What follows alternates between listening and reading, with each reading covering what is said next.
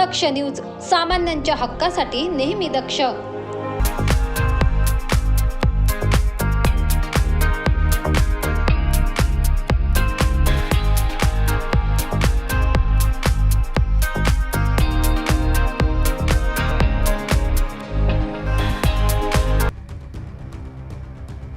प्रेम प्रकरणातून तरुणीला धमकावून तिच्यासह कुटुंबाला जीवेठार मारण्याची धमकी देत एका संशयिताने तरुणीवर बलात्कार केल्याचं उघडकीस आलंय. या प्रकरणी पंचवटी पोलीस ठाण्यात गुन्हा दाखल करण्यात आलाय.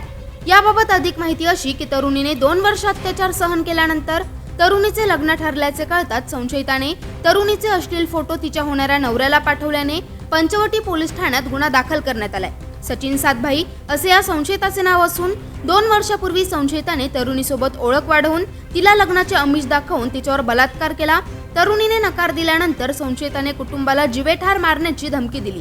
संबंधित तरुणीचे लग्न दुसरीकडे ठरले असल्याची माहिती मिळताच संशयिताने तरुणीच्या होणाऱ्या नवऱ्याला तिचे अश्लील फोटो पाठवल्याने तरुणीने पोलिसात धाव घेतली. या प्रकरणी पोलीस अधिक तपास करीत आहे.